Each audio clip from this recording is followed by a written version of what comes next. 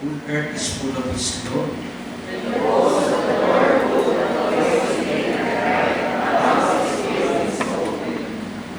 It said, I will swing, for I am undone, because I am a man of unclean lips, and I will dwell in the midst of people of unclean lips, for mine eyes have seen the King, the Lord of hosts.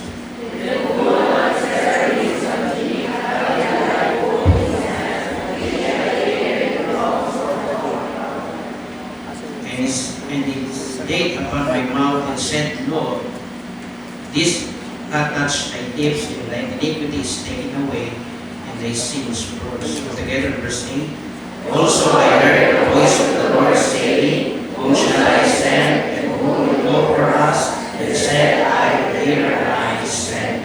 Yes, the reading of God's word. Patuloy po tayo sa pag-awit. Sunod po natin awitin. Send the light.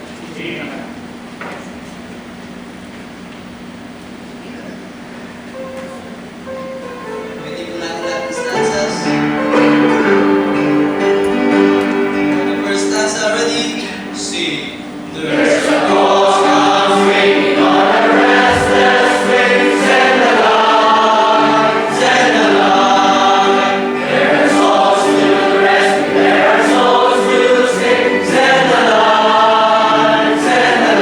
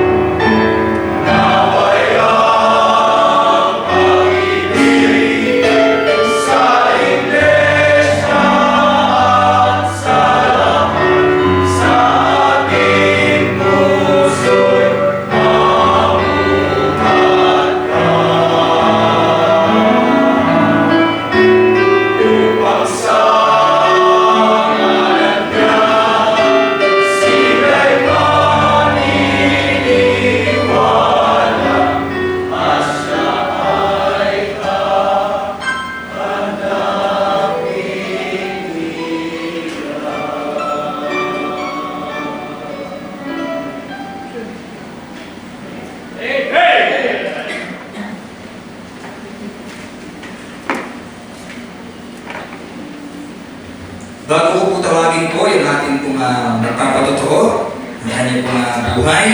Mula po siya po ay magsuko ng buhay po sa Panginoon. Nakita po niya kung paano po siya ginabayan, kung paano po siya pinagpala, at kung paano po siya patuloy ginagamit po ng Panginoon. Tawagin ko din po muna ang ating po mga kapatid na mga taga-Lumban. Maaaring mo tumago ba sila lahat? Nakalimutan natin kanina. Nakikita niyo po ang ating po mga kapatid sa Lumban. Amen. Po, maaaring mo po. Salamat po sa Panginoon. At muli po, salamat po sa dalawang dalaga, dalawang kababaihan po na tumugon. Kanina po ay nag-saturate po ang mga students. At meron po tayo pong dalawang bisita po ngayon. Di ba maaari pa tayo po yung nasa gitna? Welcome po yan. Welcome kayo sa Calvary Bible Baptist Church. Magpatuloy po kayo. Muli po, tawagin na po natin po ngayon yung ating pong magpapatotoo ngayon. Siya po yung aking pong classmate. Third year student po siya. Siya po yung aking pong classmate. At mag-ingat po tayo sapagkat po siya ay taga-Tondo. Siya po ay taga-Tondo. At salamat po sa Panginoon. Siya po yung family man. Pero pag talaga ikaw ay tinawag po ng Panginoon, siya po ay ng full-time para po sa Panginoon. Talaga nakita po niya kung paano po siya pinagpala po ng Diyos. Ang aking pong kabady, ang aking pong classmate, ang aking pong kuya, tawagin ko po Brother Ruel Ratay. Amen. Sa mga pribilehiyo, tumayo po ulit sa pulpito nito. Noong sa inyo po kami pumunta kami dito, under Pastor Tan. May po yung nag-release ng pasigaw. Pero yun po kasi for teacher namin, para daw po yung mga member hindi at okay.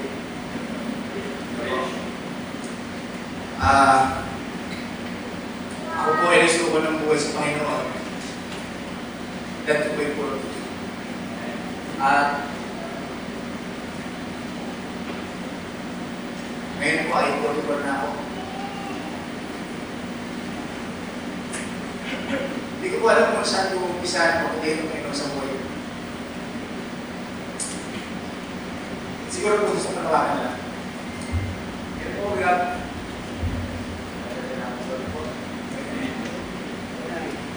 Ako pa may mga anak. Nagsuko ng buhay sa Panginoon noong 1940. Pero bago po ako nagsuko ng buhay, nagkaroon po ng sakit sa akin na uli po noong 2020. At kapabalik ko lang din po noon galing sa wilderness. Kapabalik ko lang sa church. Doon po, pagbalik namin sa church ng pamilya ko, ay talagang naka-open heart ang church. Pero hindi po namin sukat akalain. Nagdadaan kami sa hamon ng buhay. Pero salamat sa Diyos, ganun po. Pasensya na po kayo pag medyo nagdadala po ako talaga. Nagkasakit po ang nanay ko ng COVID at dahil kung meron po dito taga-Tondo, alam na po yung Mary Johnston, doon po na ako kayo ng nanay. Tinanggihan na po kami sa 5 public hospital at nanay ko labas-pasok na po sa bahay, nakaupo sa ganyang bangko, buhat-buhat namin. At doon sa lugar namin, sa Tondo, pag lumabas ka doon na buhat-buhat ka na, nung kapanahon na ng COVID, pagbalik mo ako ka na. Masadya lang. Pero, kainitan ng paglilingkod sa Panginoon mo, pumasok yun sa amin, sa amin kailangan. Ang pinakamasalungkot pa doon, yung bahay namin koordinahan ng City of Manila. Kasi libutin na po. Alam niyo po, nakakaya po. Pupunta po ako sa nila ko panay at hindi makarating aking mga kapatid. pupunta ako sa DSWD, pupunta ako sa kawal sa Office of the Vice President, PCS ko. Hindi ko ako na may interview. Kaya, binubuhan po ako ng alcohol. Ay, may COVID kayo, kasi yung mga. Pero wala nang po kumuha niya. Ang isa lang lagi ko kung isip. Pagsumbong sa Panginoon. At gumawa po ang Panginoon dahil sa bilyon po, 1.2 yung bill ng nanay ko sa hospital na yun. Almost isang buwan na po kami doon pabalik-balik. At talagang wala po akong ginawa kung hindi manalangin. Isang bagay na po naalala ko. Sabi ko lang po, Panginoon, alam ko mali yung mga. Bigyan mo na ng pagkakataon namin ko. Sunod ako. Alam niyo po sa eskinita na yun, nang gumawa ang Panginoon, ng dakilang, hindi ko magsalarawan. Yung sarili 1.2 million na po yun, 1.2 million. Nabayaran ko sa hospital na halos po nga. Hindi ko rin po alam kung saan ako nagtalagan. Pero kung ano, pagbukas po ng DSWD, alas 8 ng umaga. Alas 7 pa ng gabi, nandun ako para mabubat ako. Gabi po po ang Panginoon doon. Nakalabas ang nanay ko, akay-akay ko po. Ano na sabi ng mga tao? Ano ba lang po dito ba tayo? Nanay ko buwan. Pero ang nanay ko po kasi, punta niya sa church. Siya ay teacher din po ng kabataan. At doon, nag-anayahan po ako sa puso. Trailer truck driver po ako. Ang sahod ko po ay, pag maganda po sa aming biyahe ko, 27,000 a week. Ang pinakapangit ko, 12,000 a week yung pinakapangit ko. Buhay po ako dahil una-una, nagka-text naman po ako. Pangalawa, sinusuportahan ko din po yung church ko. Pero hindi ko alam na nagpalawagan pa lang Panginoon sa akin. Hindi ko alam. Alala ko yun, sumama ako sa symposium. Nag-tour po ako. Yung araw din po na yun, yung linggo na yun, usually po ang biyahe ng truck namin, 5 biyahe. Pero yung alam niyo po, yung araw ng symposium na yun, isa lang po ang biyahe. Sabi ko, paano ko pagkakasin? Paano ko, ano iiwanan ko sa pamilya ko? Alam mo, sabi ko ng nanay ko, na, kailan ko yung Panginoon sa inyo araw ko. Siya po yung nagulak sa akin para pumunta ko. Babal po ako. Pagdating ko po, nga po, nag-preach about suko ng buhay. Naalala ko yung pangako ko sa Panginoon. Suko po ko ng buhay. Alam ko po hindi ba ito? 4 po yung anak ko, 2 po yung nag-aaral. Isip ko po noon, paano ko tatatulog yung mga anak ko. Dumadating po sa punto, na wala naman yung trabaho ang asawa ko. Papasok kami 4, 2 anak ko. Ako yung ulit papasok kasi Monday ako makipasok ng hapon. Sila papasok ng alas 11. Yung parang naiikot, natatabi ko lang. Yung natatabi-tabi ko lang, siyempre unahin ko sila. Papasok po ako, sakto lang po. May panggasolina lang po. First year po, murmur rin ako. Lord, ito ba yung buhay na pagsunod sa iyo? Ang hirap nito, Lord. Ang ganda naman ng trabaho ko. First semester, second semester. Pagdating na second year na po ako, tumawag na po yung ako. Bumalik ka na sa trabaho ko. Nabila na kita ng air condition, ikaw na maghahawa. po. Hindi pa rin po hindi pa rin po ng pag-ibig yung panawagan ng Panginoon. Nakapag po, nag-iisip na po bumalik sa trabaho. Pag-aapon na talaga ng puso ko. Iyak na lang. Uli ko na po natutunan po iyak eh. Nahamak, unti-unti, pinapaliwanag sa akin ng Panginoon. Second year, pabigan na ko na. Financial na.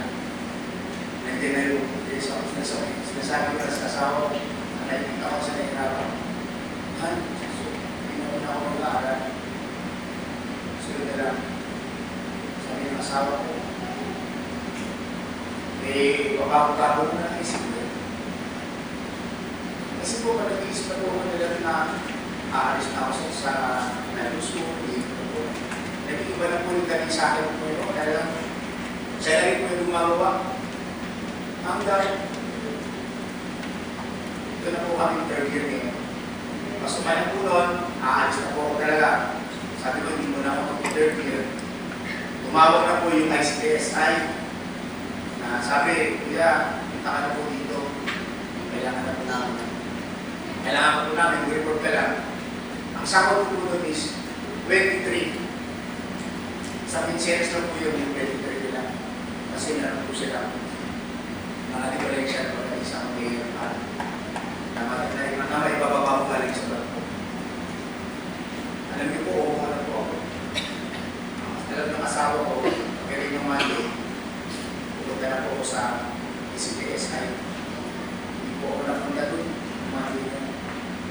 Ang ICTSI, makanan. Ay pakaliwa, ako naman ay pumunta sa kanan. Sa landmark. Pasok na naman po. Nalaman na naman ang asawa ko, pasok ko pala. Hanggang sabi ng asawa ko ito ulit. Higit mo na yung buhay ko sa akin. Higit mo na yung buhay ko araw. Pusin mo na. Alam niyo po ito lang po na nagdala ko sa mga bata.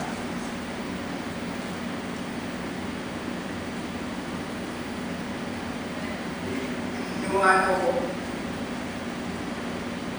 kasama ko. Hindi ko sila pinto.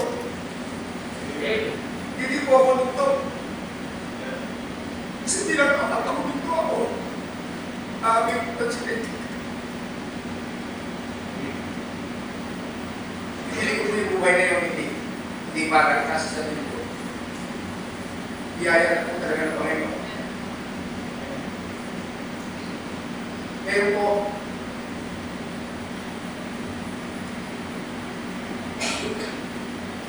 yung mga anak ko na yun, sa susunod, akin at susunod na baita, may grade 11 na po, sabi. At tulungin ko ng Panginoon na makapagtapos, kasama sa pagkatapos. Wala na rin po kong pala, balikan, yung trabaho ko, bilang driver. Dahil, iba po yung panawagan ng Panginoon. Hindi po mahirap sumunod, lalo na po pagpamilya na po usapan. Dito na po yung faith mo talagang susubukin. Pero salamat sa Diyos, nandun lagi yung kanyang kamay. Kamakailan lang po, naputunan ako ng tubig. Nag-pray po ako nun. Bago maputol, sabi ko nun ng gabi, Lord, hindi mo kayo naman ng tubig. Kailan po po. Tinamulahan po. Bukol.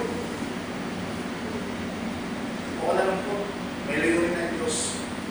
Sabi ko, may layunin ng ganito lang yung bako.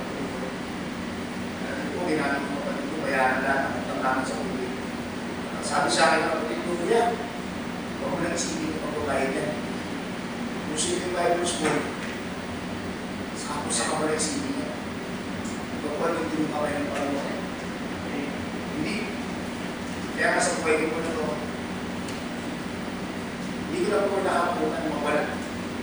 Kung anong meron man. Huwag lang mawala. Yung pala ng palataya ko sa ating Panginoon. Ng Diyos, hindi ako maniniwala. Kung susunod tayo sa Panginoon, hindi ka mapapahiya. Dahil ang Diyos na sinusunod natin, lalo na ng natin mga buhay. Walang imposible. At biyaya po ng Panginoon, ang buong sambahayan ko, nasa church po. Buhay na maganda, buhay na aawawin mo, may pera ka, may magandang gadget ka, sunod ka sa uso. Pero wala kang kapahina. Wala kang kapayapaan. Wala man akong pera. Meron naman akong Diyos. Dahil ang Diyos, naniniwala po ako. Sa tatlong taon ko sa Bible School. Never nagpabaya sa akin ang Panginoon. Nagbigay talaga ako iniwanan. Kaya nga ako, nagpahagi po ako ng salita ng Diyos about sa gospel. Dinitindi ko po talaga. Maunawaan ang sa tao yung kaligtasan. Kaya, napakabuti lang po ng Panginoon. Kapatid, hindi na ganun sumunod. Pero kapag ikaw umakapag na sa Panginoon, doon mo makikita yung kawin niya kung paano siya umuha. Hindi niya ang pinagkulang. Hindi niya ang pinabayaan. Hanggang ngayon, sa kanila ako ipapasalamat. Sapat lagi ang biyaya niya sa iyo. Maraming salamat.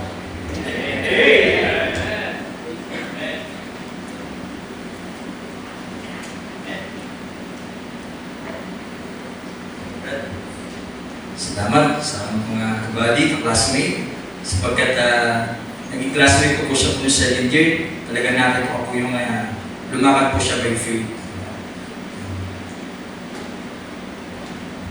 So muli po, ating po mapapakinggan po ngayon, ang ating pinaka-highlight, ang ating po pagsamba po ngayon. Pero by the way, bago po natin po tawagin, ang ating pong preacher po ngayon, dito po ang Landmark Baptist College, ang LBC na sinasabi nila ay hari ng padala. Pero ang LBC po, ito po ay padala ng hari. Amen? So LBC, sabi nila, hari ng padala, pero ang Landmark Baptist College, padala ng hari. Amen? Ayan. Salamat po sa Panginoon sa testimony pong yan. At muli po, tayo po yung nakikinig po. Iandala po natin po ang ating po mga puso, ating po mga naisipan. At muli po natin mapapakinggan ang salita po ng Diyos. Tawagin po natin po ngayon ang 4th grade student. Lang iba po kundi si Brother Joshua Enrique.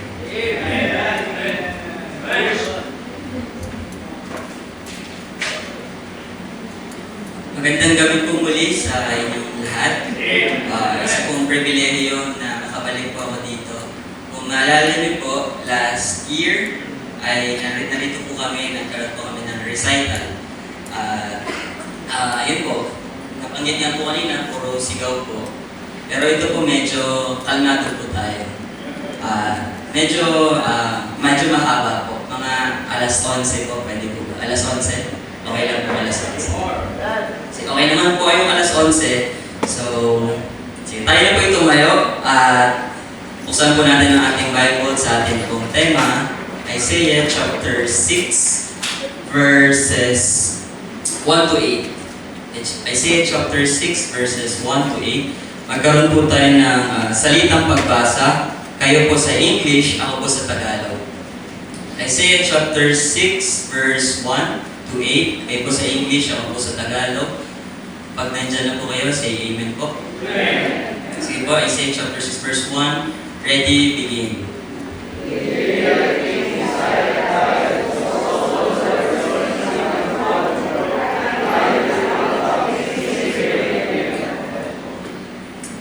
Nang taong mamatay si Hari Uzziah, nakita ko ang Panginoon na nakaluklok sa isang luklukan, mataas at matayo, at ang laylayan ng kanyang kasuotan ay pumuno sa templo.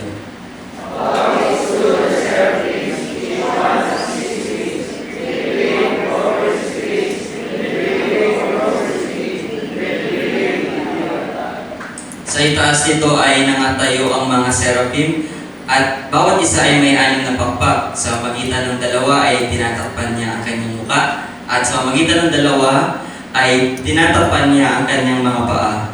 At sa pamamagitan ng dalawa ay lumilipad siya.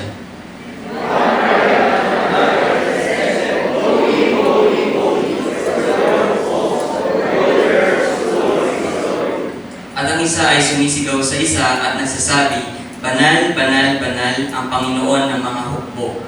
Ang buong lupa ay puno ng kanyang kaluwalhatian.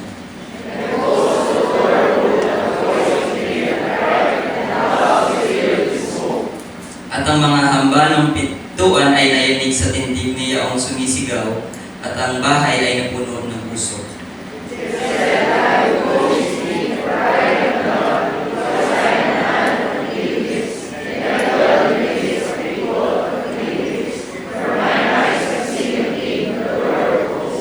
Nung magkagayoy, sinabi ko, sa Ama ko, sapagkat ako'y napahamak. Sapagkat ako'y ay isang lalaking may maruming mga labi. At ako'y nananahan sa gitna ng isang bayang may maruming mga labi. Sapagkat nakita ng aking mga mata ang hari, ang Panginoon ng mga hukbo.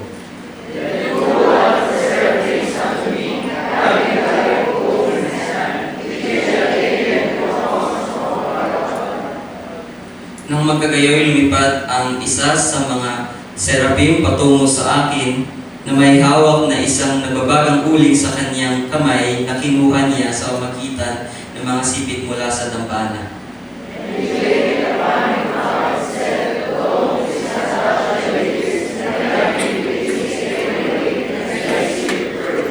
At idiniit niya ito sa aking bibig at sinabi na rito ang dumapi sa iyong mga labi at ang iyong kasamaan ay naalis at ang iyong kasalanan ay tinubos.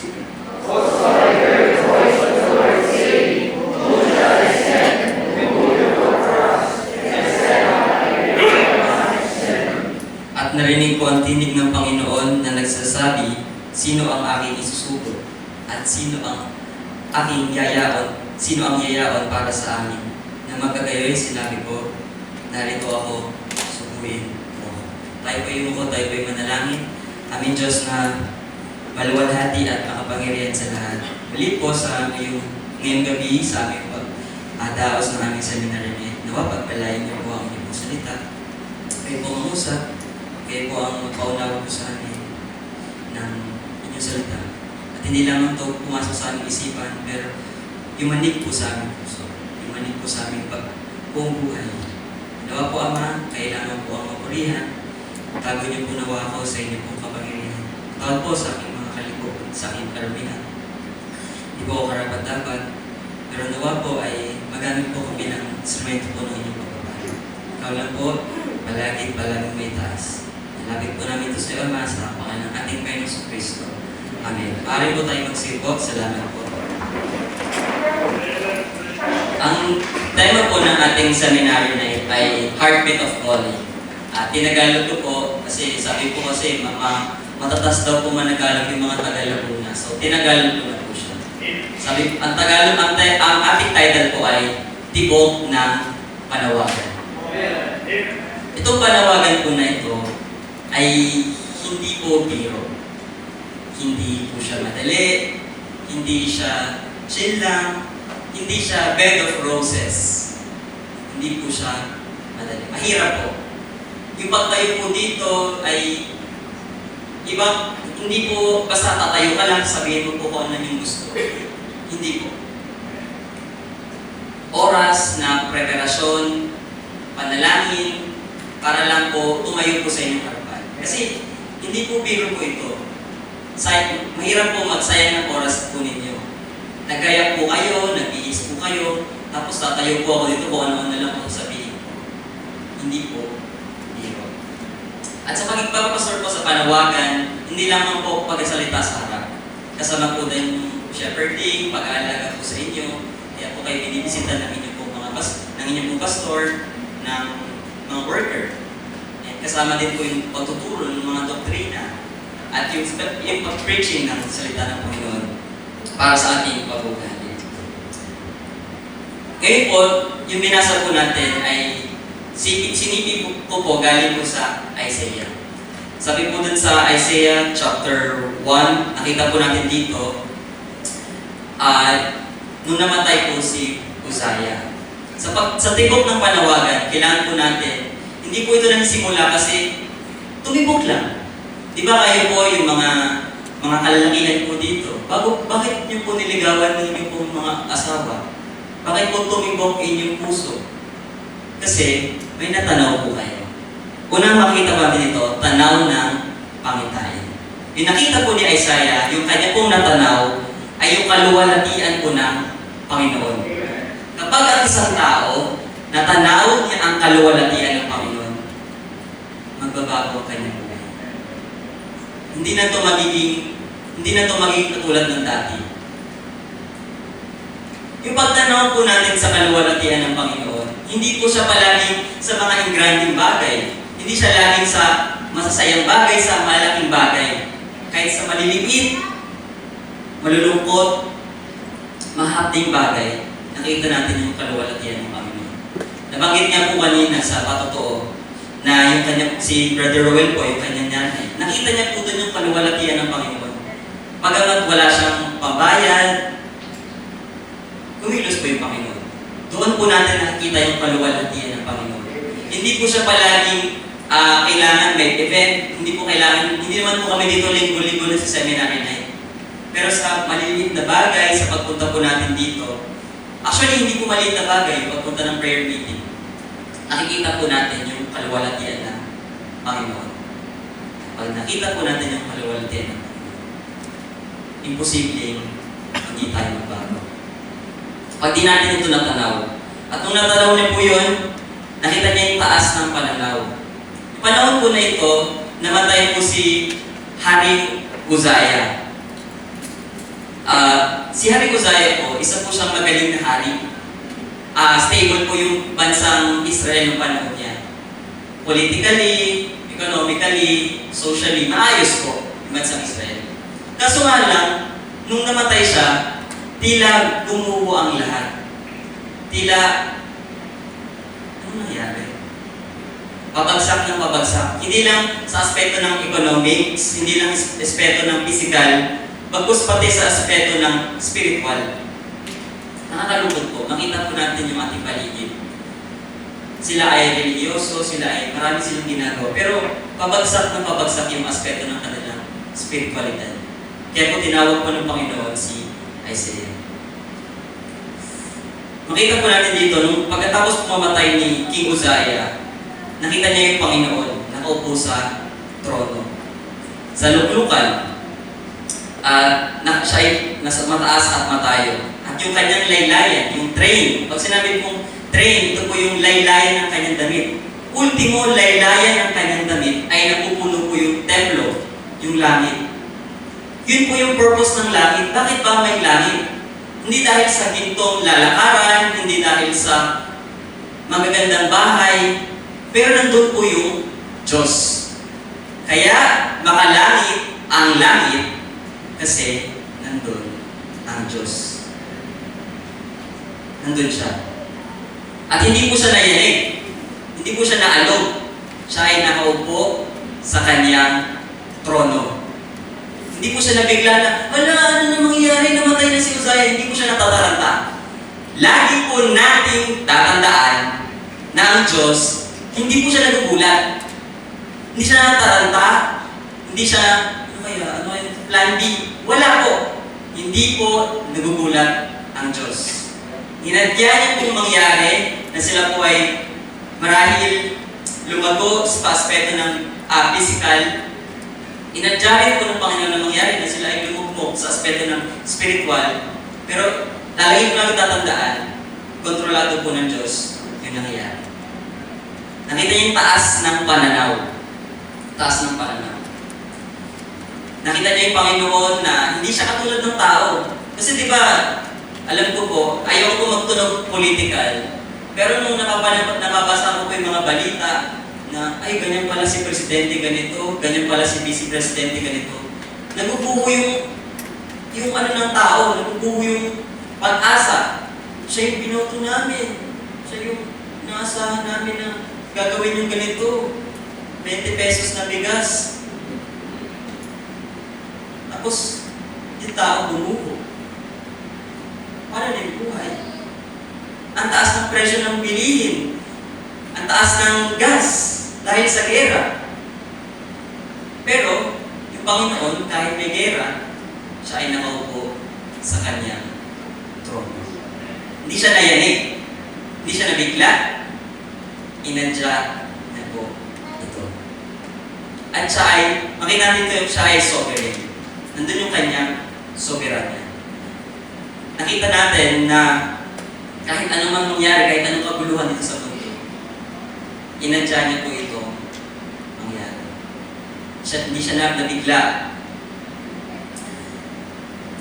Pangalawa po, makita natin ito yung tunog ng proklamasyon. Sa verse 3, sabi ito, and one cried unto another and said, Holy, holy, holy is the Lord of hosts. The whole earth is full of His glory. Bago po doon, meron pong seraphim. Yung seraphim po, ibig sabihin po na ito ay nagningigas o nagbabaga. So ito po ay pumupurin po sa Panginoon, umaga, gabi, habang buhay. Yun na po yung kanilang trabaho. Wala na silang ibang ginagawa, kundi sumasamba sa Panginoon.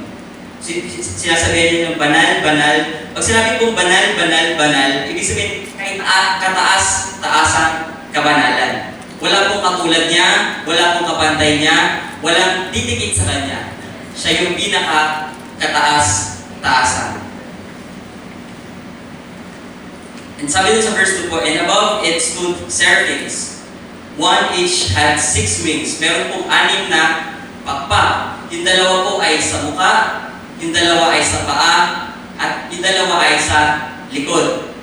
Makita po natin na kahit yung kabanal, kahit yung mataas na anghel na nilikha ng Panginoon sa langit, hindi po sila makaharap sa kaluwalhatian ng Panginoon. Tinatago po nila yung kanilang mukha. Tinatapan nila yung kanilang mukha at tinatapan nila yung kanilang paa. Dahil papapakita po ito ng kanilang pagpapakumbaba. At yung panghuli, yung kanilang pakpak sa likod para sila po ay makalipad.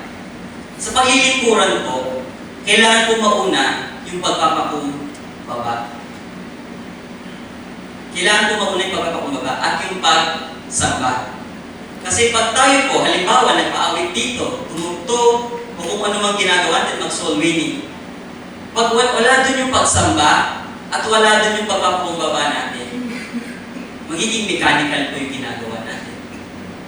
Maging nakasanayan na lang, naging routine. Nautusan kasi ako ni Pastor eh. Kasi may merienda eh, pag nag-soul winning eh. Nagiging gano'n na lang po siya. Kapag wala yung pagsamba at pagpapakumbaba, doon po nagsisimula. Tignan po natin yung seraphim, sa mukha nila at sa kanilang paa. Hindi po tayo pwede maglingkod nang tayo ay magkamataas sa ating sarili. Sabihin, ang galing-galing kaya yan eh, bunga ko yan eh. Galing ko talaga eh. Sinipagan ko kasi. Hindi po ganun. Wala po tayong kayang maipag-mayabang. At yung ating pag-soul winning, yung ating pagpapahayag, bunga lang po ito ng ating pagsamba. Dahil lagi natin sinasariwa yung gospel na siya ay namatay, nilibing, at muling nabuhay para bayaran yung ating kasalanan. Nag-overflow po yun ng pagsamba. Yung pag-ibig po ng Panginoon. Bakit natin ginagawa yung mga bagay na ito? Dahil siya ay ating sinasamba. Bunga po, ang pagbabahagi po ng Ebanghelyo ay bunga po ng pagsamba. Walang iba man. At pagpapakumbaba. Kasi hindi naman po tayo inagliligtas. At the end of the day, tayo po ay kasangkapan. Isang pribilegyo po na maging kasangkapan. Yung mga anghel po, hindi po sila nahulog sa kasalanan. Yung mga natirang anghel sa langit, hindi sila nahulog sa kasalanan. So bakit tayo gagamitin ng Panginoon para mangaral ng Ebanghelyo? Bakit? Tayo ay marumi. Tayo ay makasalanan. Bakit tayo gagamitin? Pwede naman yung anghel na mas perfecto, mas maganda yung boses. Bakit ganun? Kasi yung anghel, hindi po sila nakaranas ng kaligtasan. Yun po yung meron tayo yung unique sa tao. Kaligtasan. Kaya dapat bukal ito sa atin. Normal, lalo na bilang mga Kristiyano, bukal ng ating pagsamba. Sipin po natin, hindi naman sila niligtas pero tuloy-tuloy po yung kanilang pagsamba. tayo, yung Panginoong Yesus, sa kanyang kaluwalhatian, sa kanyang comfort, bumaba po siya dito para po bayaran ang ating kasalanan. Hindi pa po ba sapat yun para tayo ay maging masigasig sa ating pagsamba? At ibaba ang ating sarili. Nakita natin na hindi natin po ito kaya.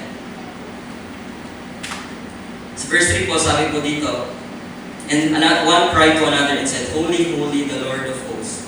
The whole earth is full of His glory. Ito po yung tunog ng kanilang proklamasyon. Hindi po ito ingay, hindi ito walang kwentang bagay, hindi ito basta may tumunog lang, hindi po. Ito po ay proklamasyon ng katotohanan.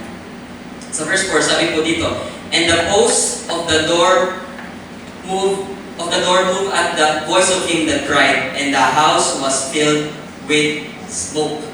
Makita po natin yung totong presensya. Dahil po sa kanilang pagsigaw, sa kanilang pagsamba sa Panginoon, yumanig yung hamba ng pintuan, yung hamba po, yung sa taas po ng pintuan, yung hamba.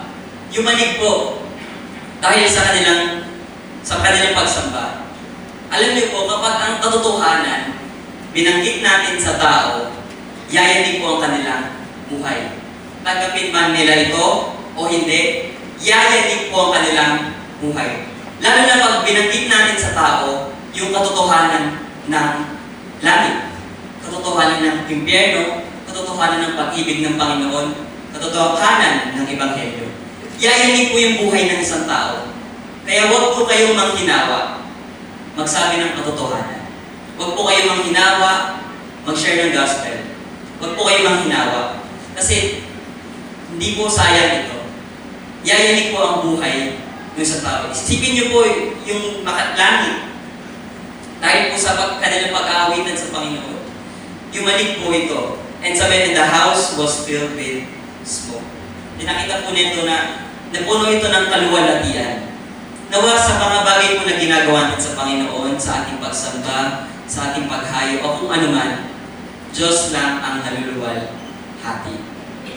Wala po tayong parte. Yung seraphim po, hindi naman nila, kahit sila po ay walang kasalanan, isipin niyo po sila, wala po silang ginawa, kundi purihin po yung Panginoon. Tayo, makasalanan, hindi katulad nila. Tinatamad pa tayo. Magkaya, humayo. Kasi kulang po yung ating pagsamba. Hindi po natin tatanaw yung kaluwalhatian ng Panginoon. Kung gano'n siya kataas. Doon po tayo kulang eh. Sa second point po natin, sabi doon sa verse 5, Then said I, Woe is me, for I am undone, because I am a man of unclean lips. Makita po natin si Isaiah, yung kanyang tiyak na pagtira pa. Pag nakita po natin ang kaluwalhatian ng Panginoon, nakita natin yung katotohanan na ihayag, tiyak po talaga na tayo ay magpapatira pa. Wala pong sino man nahaharap sa kaluwalhatian ng Panginoon na magyayabang. Wala pong haharap sa Kanya na taas noon na kaya ako nandito sa langit kasi mabuti ako. Wala po kahit isa sa atin. Sa gawain po, pag lagi natin nakukita yung kaluwalhatian ng Panginoon, matutunaw po yung ating yabang. Para po hindi tayo magmayabang, para makita natin kung gano'n tayo kaliit, sariwain natin lagi yung kaluwalhatian ng Panginoon. Kung gano'n siya kabuti, marahil sa ating buhay, sa ating patotoo, sa ating paligid, kung gano'ng kaganda yung kanyang nilikha, kung gano'ng kaganda yung araw, yung mga bituin, yung mga puno, kanyang nilikha. At yung sarili natin, kung paano niya tayo nilikha. Buti nga po yung tenga po natin, kanan kaliwa, hindi po parehas kaliwa. Diba? O kaya wala po tayong bilong sa ating likod. Maayos po yung pagkakalikha ng Panginoon. Larawan po ito ng kanyang kaluwalhatian. Doon po natin. Wala po tayong magpapamayabang. Hindi po natin kayang ayusin yung ating sarili. Hindi po natin kayang likhain ang ating sarili. Doon pa lang po, sapat na po yun para makita po natin ang kaluwalhatian ng Panginoon. at tutunaw sa lahat ng puwang ng yabang ng ating puso. Wala tayong magagawa kundi tayo ay magpapatira pa sa kanyang harap. Sabi ni Isaiah, "Woe is me sa aba ko." Nakita natin yung kanyang tangis ng pagpighati. Wala po siyang kayang mapagmalaki. Nakita niya yung kanyang karumihan. Sa ay aba, sapagkat ako'y napahamak. Or sabi dito sa English, before I am undone. Pag sinabi pong undone or undone, ang ibig sabihin po nito ay wala po siyang magagawa. Siya ay wasak, wala siyang kaya magpagmalaki sa Panginoon. Nakita niya yung kaluwalhatian ng Panginoon. Wala siyang, hindi niya kaya itaas ang kanyang sarili. At siya ay may unclean lips. Marumi yung kanyang labi. Tayo po, hindi naman po tayo perfecto. Hindi naman po tayo, nagkakasala tayo. Minsan sa pag nadudulas, o kaya nagugulat, napapasabi tayo ng mga hindi kaaya-ayang salita. Pero, bakit pa rin tayo ginagamit ng Panginoon? Bakit?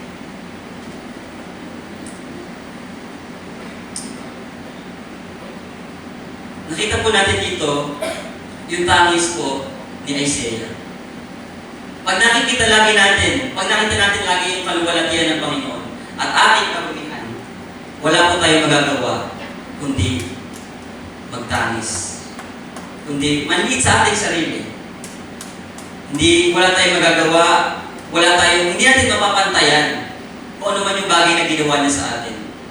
At makita natin yung ating karumihan, tayo ay makasalanan. Hindi lamang po sa biyaya ng Panginoon, wala po tayo dito ngayon.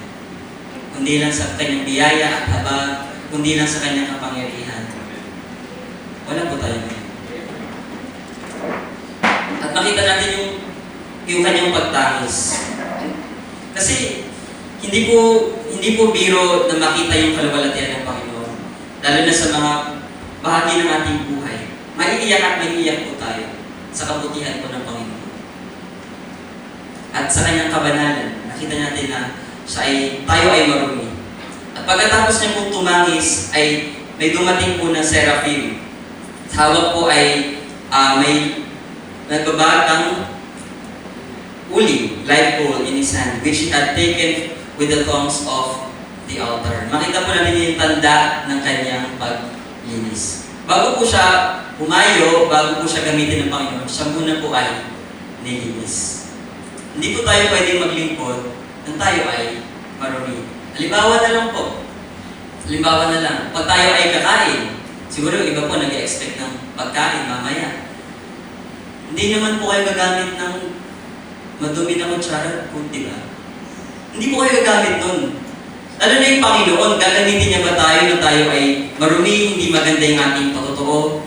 Paano tayo gagamitin ng Panginoon? Tayo ay nagiging katisuran lamang. Nakakasira sa kanyang kaluwalhatian. Hindi lumilitaw yung kanyang kaluwalhatian. At nung dumating yung seraphim, meron siyang nagbabagang uling sa kanyang kamay. At hawak niya ito gamit yung tongs o yung sipit para po dalhin kay Isaiah. Galing po dun galing sa altar. Ito po ay nagsisimbolo na ang paglilinis ng Panginoon, may mga bagay po sa buhay natin na tinatanggal na masakit. Hindi po siya laging madali. Hindi po siya. Pag tinanggal ng Panginoon yung ating pride, yung ating ego, masakit. Hindi po siya biro. Sabihin na turuan tayo ng Diyos na magpakumbaba na wala tayong magagawa sa kanyang harapan. Hindi lang po yun dito sa pangangaral po na ito. Ngayong araw po na ito. Pagkus pati rin po sa araw-araw po natin pamumuhay. Pag binigyan tayo ng Panginoon ng mga sitwasyon sa ating buhay na wala tayong magagawa.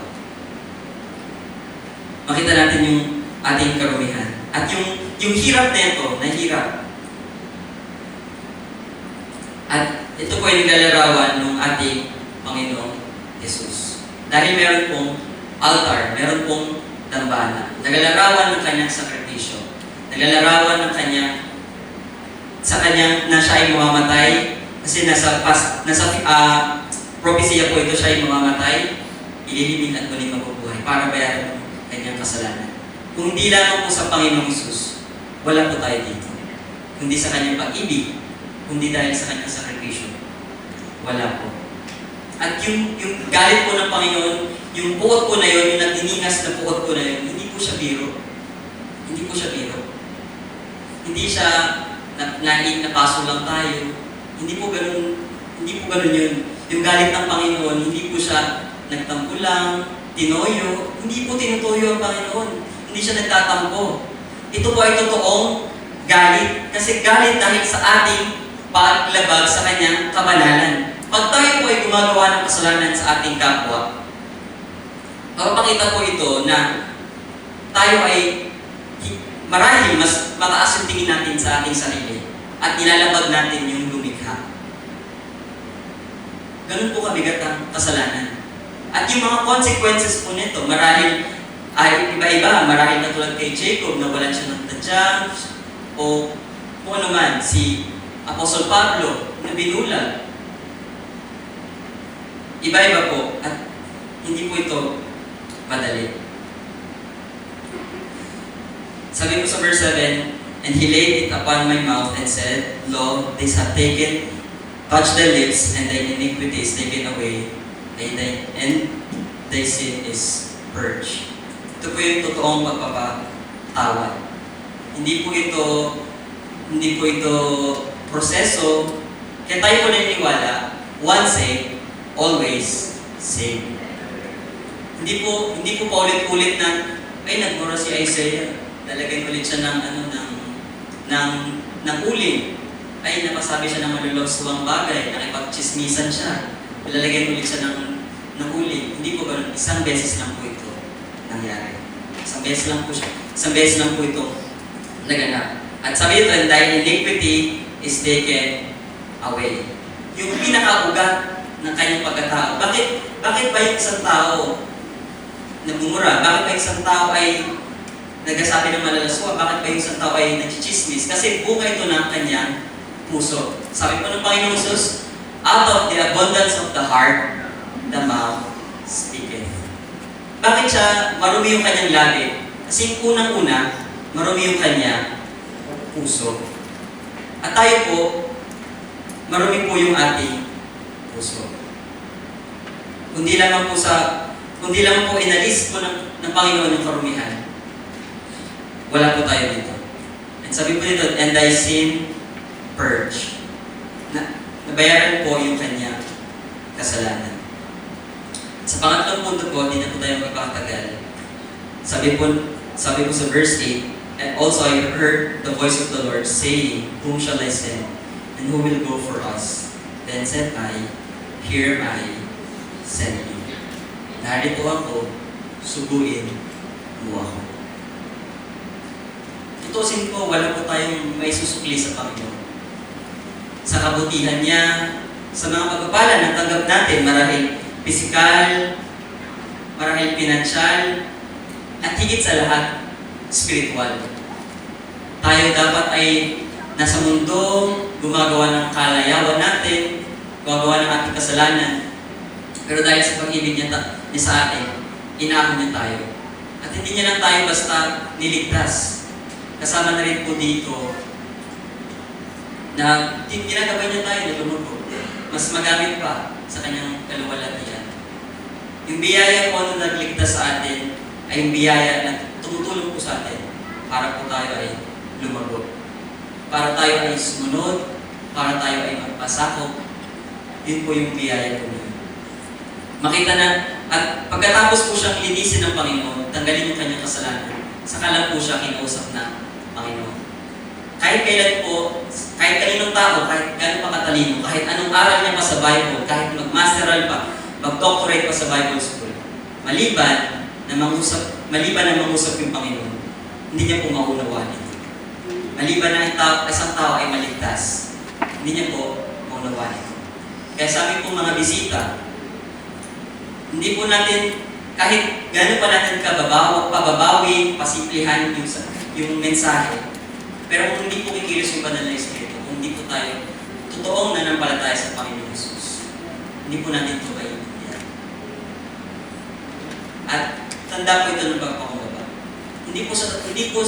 Ang pag-aalam po ay hindi po sa taon na bibilang, hindi po sa tagal, sa pagbabad. Pag tumayo po ako dito, hindi po dahil gagawin po, load ako 10 oras. Hindi po ganun. Dahil po ito sa biyaya na Panginoon. At pangungusap niya. Sabi po dito, I heard the voice of the Lord say, whom shall I send? Nakita natin yung tanong ng Panginoon. Sino po?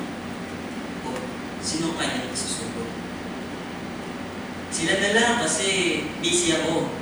Sila na lang kasi mas magaling sila sa akin. Sila na lang kasi mas marami silang oras. Sila yung magsuko na lang ng buhay, yung walang magawa sa buhay, yung tambay na lang. Ayos-ayos ng trabaho ko eh. Stable yung trabaho ko, stable yung income ko. Tapos, susuwa ko ng Panginoon. Sabog ng buhay ko sa Panginoon. Parang tinapon ko yung buhay ko pag gano'n. Ganun po na, tingnan nung isang secular na pananaw ang panawagan. Yung tipok ng panawagan. Ganun po nila tignan yun. Ganun po nila timbangin yun. Wala namang pera dyan eh. Wala namang. Paano pamilya mo? Paano kakainin mo? Pero sabi po ng Panginoon, wala po siyang ibang sinabi, kundi siya po ay nagtanong, whom shall I send? And who will go for us? Ulitin po natin kanina pag-iko po. Yung mga anghel, marahil pwede naman po sila. Yung Panginoon po mismo, marahil, lumabas po siya sa ulat. Bulaga, manampalataya kayo sa Panginoong Jesus. Pwede naman, di ba po, kaya niya gawin lahat. Pero bakit niya tayo ginagamit na kasangkapan? Bakit niya tayo ginagamit na kasangkapan? Sa pagbahagi ng kanyang salita. Bakit tayo ba? Sa dinami-dami ng tao, hindi naman po tayo, marahil may mga matatalino sa ating kalagitnaan. Pero, nakita po ni Isaiah, yun yung bagay na kanyang isusubli. Hindi po natin kaya iligtas sa ating sarili, hindi natin kaya masuklian yung kanyang bagay na ginawa para sa atin. Kaya lang po natin gawin, magpasako at sumunod sa kanyang panahon. Yun lang po yung kaya natin magawa. Who will go for us? Then said I, here am I. Makita po natin yung tindig ng pagsunod ni Isaiah. Then said I, here am I, send me. Narito po ako, Panginoon, ipadala mo po.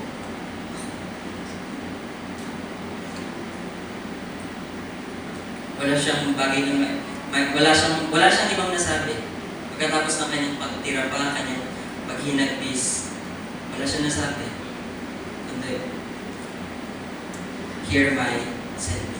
Kasi nakita niya po yung pangangailangan. Mga members po ng church, lagi po natin tignan yung pangangailangan ng church. Lagi po natin tignan yung pangangailangan ng gawain po natin. Ay, sila na lang yung umayo kasi meron naman eh. Dapat lagi po natin makita yung pangangailangan sa labas. Hindi po kaya ng isang tao lang, hindi po kaya ni pastor lang, ng mga workers lang na sila lang ang umayo. Dapat sama-sama po tayo. Sabihin po natin, Pastor, Panginoon, nandito po ako. Tara po, labas tayo. Tayo po ay umayo.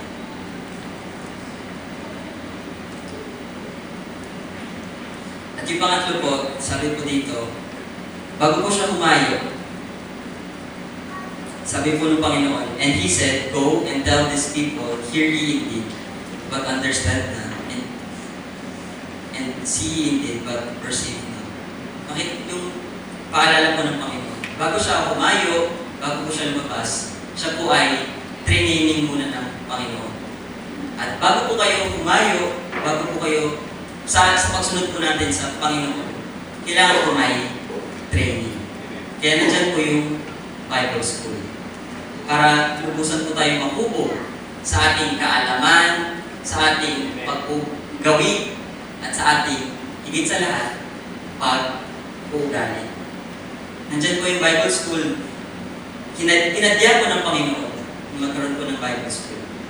Para tayo po ay masuko, para po tayo ay pag-usayin, palinahin, para po sa kanyang dakilang gawain. Dahil yung kanyang gawain ay maluwalhati. Kailangan yung lingkod niya rin. Bagamat mababa, maliit, pero dumaan sa kanyang pagsasabi para mas maging kagamit-gamit at magbigay ng higit na kaluwalhatian sa kanya. Tayo po'y dinukod, pumikit at panalangin. Aming Panginoon na tapat at makapangyarihan sa lahat, nawa po sa pangangaral po ng salita ay kayo po yung naluwalhati. Nawa po sa aming buhay, sa mga bagay po na ginagawa po natin, sa aming paghayo, sa aming pag-awit, sa aming paglilinis, kung ano man bagay po na ginagawa po namin sa inyong kaharian, sa inyong paglilingkuran, nawa po kayo lamang po ang pupulihan. Alam po namin na hindi po namin kayang masuklian yung bagay na binigyan po sa amin. Hindi po namin kayang iligtas yung aming sarili. At tulungan po kami ang sariwain palagi ang inyong kaluwalhatian. At kami po ay magpakumbaba, matunaw ang aming yabang, at makita po namin kung gano'ng kakabanal. Tulungan niyo po kami na maiwasan magkasala sa magitan na sa aming pagsariwa sa inyong salita, sa pagsariwa ng inyong banal. Tawad po sa aming mga kalikuan, marahil man ng pananaw na hindi kaaya sa inyong hangad. At habang tayo po ay nakikit, tawagin ko po, Pastor Ronnie. Ngayon po natin tumayo. Habang natin nakayukot ka na bigit is nang makita ni Prophet Isaiah ang kaluwalhatian ng Diyos. Nakita niya yung kanyang karumihan, nakita niya yung kanyang pagkukulang, at doon ay nag-surrender siya. Ang titawagan ng Lord, here am I, send me. Now, sa gabing ito, ang kaluwalhatian ba ng Diyos, nakita mo rin habang ang kanyang salita ay dinideliver at napapakinggan mo. Ha? Nakita mo ba yung kanyang glory? Nakita mo ba ang iyong sarili? Nakita mo ba ang iyong kasalanan? Nakita mo ba ang iyong mga pagkukulang? Nakita mo ba ang kabanalan ng Diyos? At nakita mo ba na hindi ka naging tapat at kakulang ka sa Panginoon? Naniniwala ko na nangusap ang Diyos sa inyong gabi at nakita mo yung glory ng Diyos.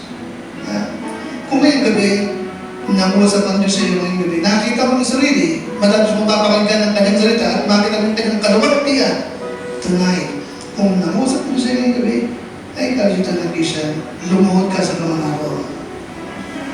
At sabihin mo kung paano siya inusap sa iyo. Sabihin mo kung nakita mo hindi ka naging tapat, nagkulang ka, napabayaan mo yung ministry, sabihin mo siya Diyos. No, si Isaiah, sinabi niya, madumi ang aking bibig. Bagamat siya'y propeta ng Diyos, sa paligid, marahil ng maraming tao, banal na siya, maliyis na siya, tapat na siya, pero nung makita niya yung glory of God, nakita niya, comparing to the glory of God and the holiness of God, madumi pa siya. Madumi siya. So how about you tonight, Christian?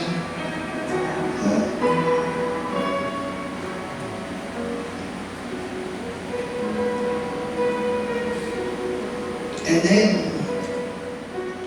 napakinggan